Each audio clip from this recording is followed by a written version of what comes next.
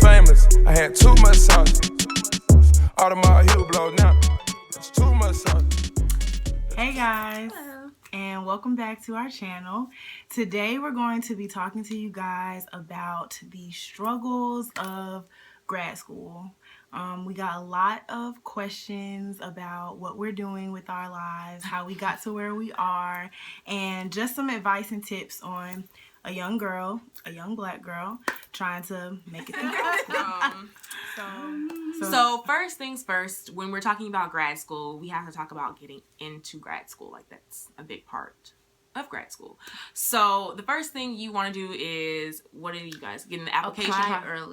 Apply early. Definitely apply early. Start looking at, who you want to be your letter of recommendation. Start talking to people. If you've been out of school for a long time, maybe start contacting those people and refreshing their memory about who you are. I know something that helped me when I was applying to grad school is and this could be a little OCD, but I had a spreadsheet with all of the schools that I was applying to and all of the deadlines and when I needed my transcripts, the letters of recommendation, just so I could keep everything in order while I was applying. Yeah, it really helped, especially if you're applying. Yeah, I think I did that too. And you want to have a one that says, okay, statements of interest, because each school might want something a little bit different, and so you just want to keep track of what you sent. You have to send your scores, everything like that. So that is actually helpful. I think I did something similar. If you're kind of slack like me, that's what I was saying. Don't wait till the last minute. With my program, I applied to 2 schools. It was very rushed. I took the GMAT and GRE on time, but it was an extremely rushed process. That's what I'm saying. Make sure that you space it out. They had spreadsheets, because you'll be surprised what you need, and you may think that you really don't need it, but you actually need it. And one thing about this statement of interest, make sure whatever you say aligns to the program. Yes. Whatever they're saying, make sure you, because obviously you want to be in that program, but why do you want to go to that school? Mm-hmm. That's what's really important. So I would have the same statement of interest, and the last paragraph I would just change each time, and I want to go to your program because XYZ. I want to go to your program because XYZ. But just have a generic statement of interest and then change the bottom part each time. Yeah, because you want to tailor your statement of interest to that specific program. Mm-hmm. So especially if you're applying to different programs, I started my application process in July and August, because I just knew I was trying to apply to 5 or 6 schools, and I needed all this information.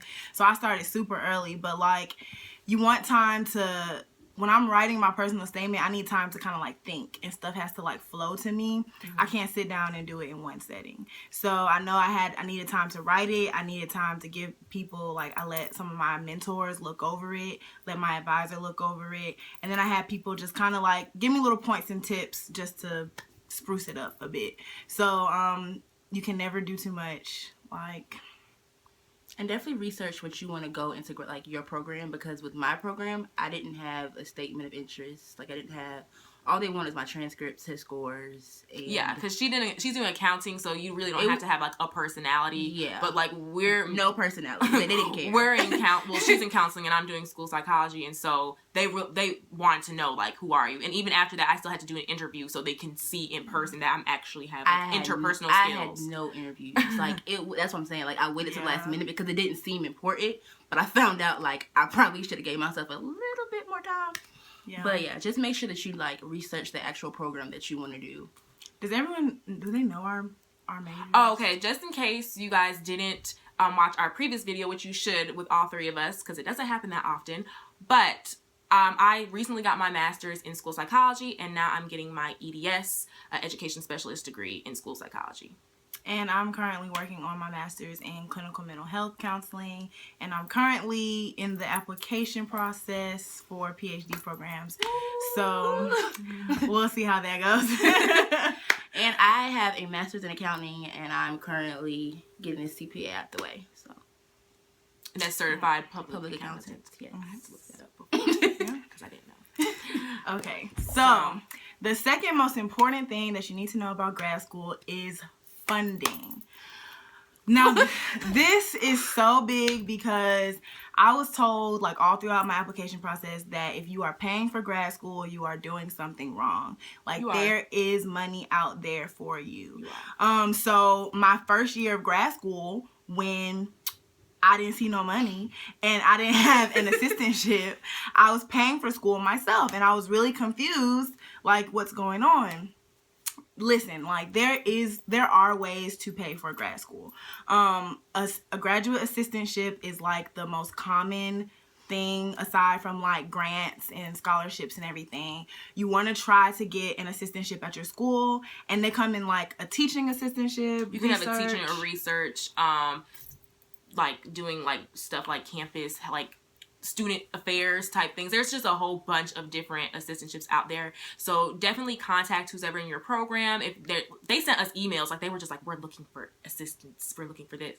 But you can definitely just reach out to somebody and start asking, because no one's going to really hand out it to you. You have to, because it's money. It's money, and sometimes they give you a stipend, which is what I had to go on the prowl. Like, I had to hunt people down. I emailed everybody. I did everything. Well, I finally got an assistantship my second year, and it's going really well. I kind of work in the office for residence life, and they kind of they waive my tuition, and then they pay me a stipend every month. That's how mine was. So if no one's ever told you, like, having a job and grad school is like very, very difficult to just balance everything, because in grad school you're basically an adult. So like, everyone had, you have to live, you got to make a living. A lot of people have families that they have to take care of. So like, working a job to support yourself and going to school full time is a really big task. So if you can find an assistantship where they can waive your tuition and pay you, the work is not as strenuous as like getting a real job not at all. Outside of school. If you can do that, like, you'll be set. Survival skills and tips to make it through grad school.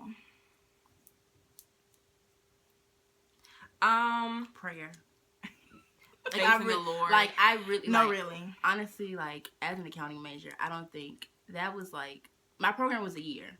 That was the longest whole year, because it was 2 semesters in the summer ever in life. Like, it was the longest. I can't put it into words. Like, it was so stressful. Because my program was a year, they don't really offer, like, stipends and all of that grant money or whatever. So I was still working part-time, working like 20, 25 hours a week, full-time grad student. I don't know how I slept, but I made it through. You don't sleep. You don't. You don't really sleep. don't. Like, if you thought undergrad was rough,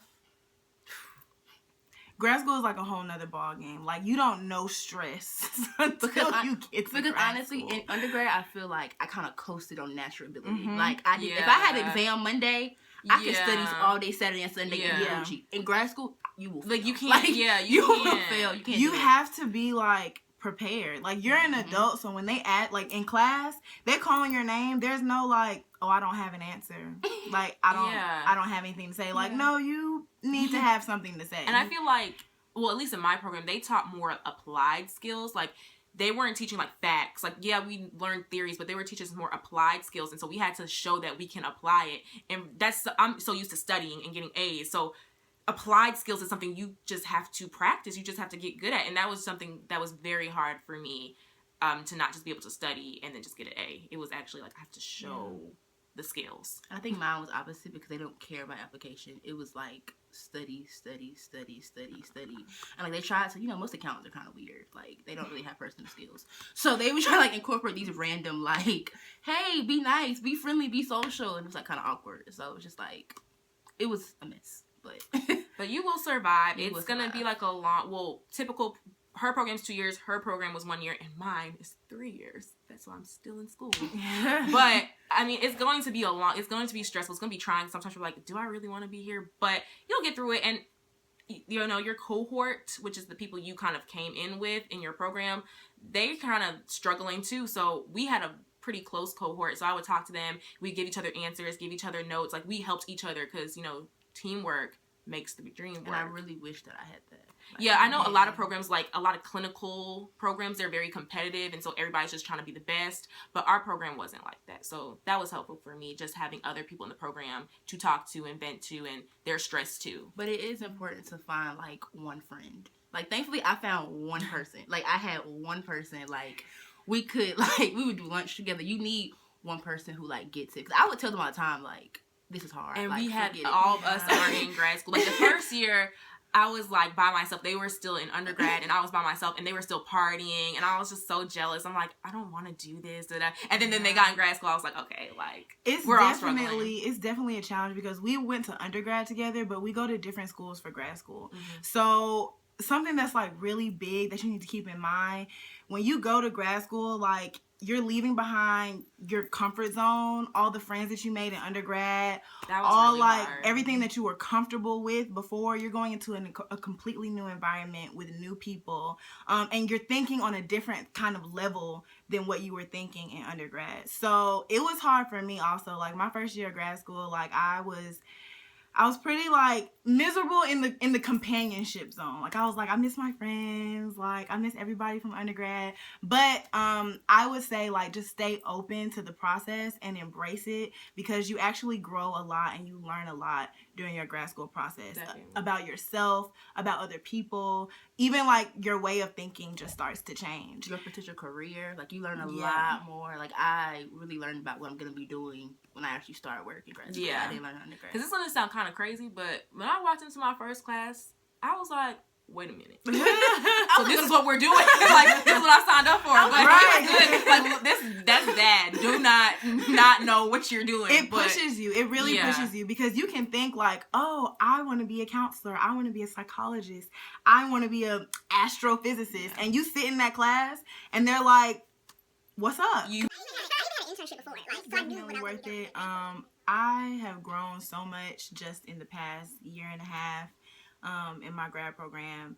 It's crazy because, like, who I was 2 years ago is not the same person that I am today, which is, like, really crazy, because when you graduate from undergrad, you just think that you know yourself. You grown. You think you know everything. That was me. And you think you are the person who you're going to be, but we're always growing. We're always changing. We're always learning. So definitely embrace the entire process.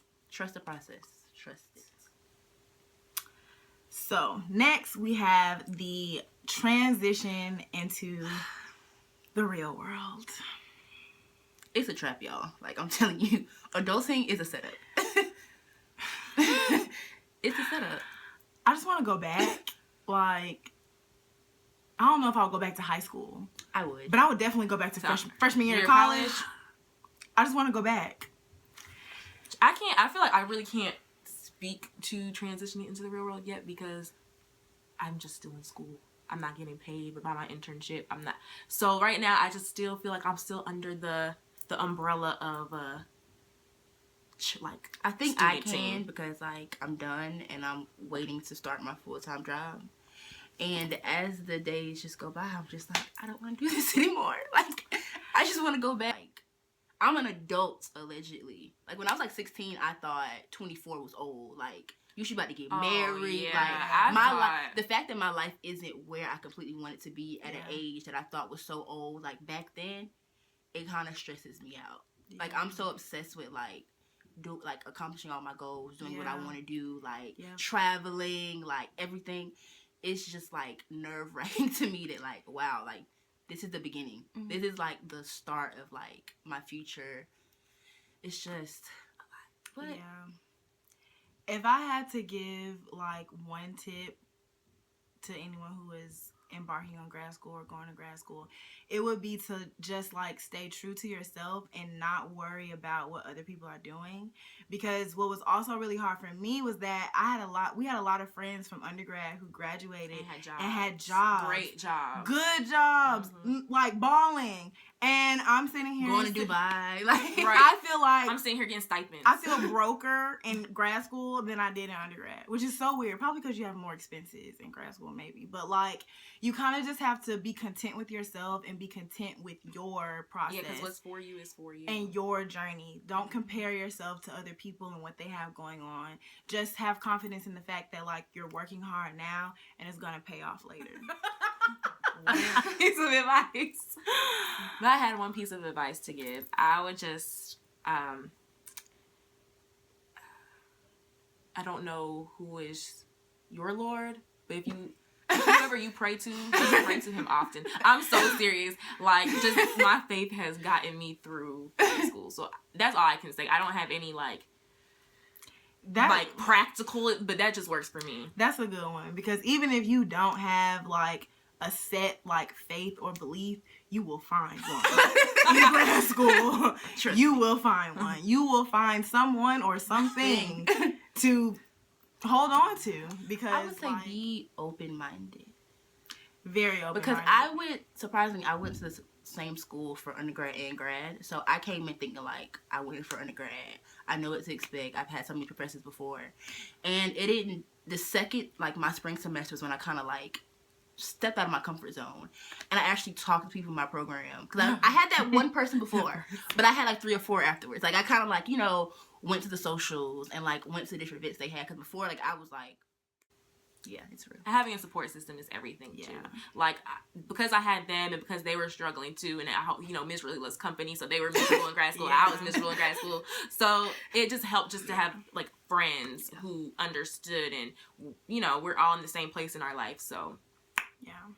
And even, like, our friends who aren't in grad school, like the ones who are in the workforce, they're very supportive, and they just give you something to look forward to also. Like, they give you a different perspective when you're trying to get away from grad school and all of that. So yeah. So that's all that we have for you guys today. If you have, I hope we answer all of your questions. And if you have any other questions or comments about grad school or anything just about us, make sure you leave a comment down below. Don't forget to subscribe. Thumbs this video up, please. Visit www.theessential.com. Bye. That's too much sauce.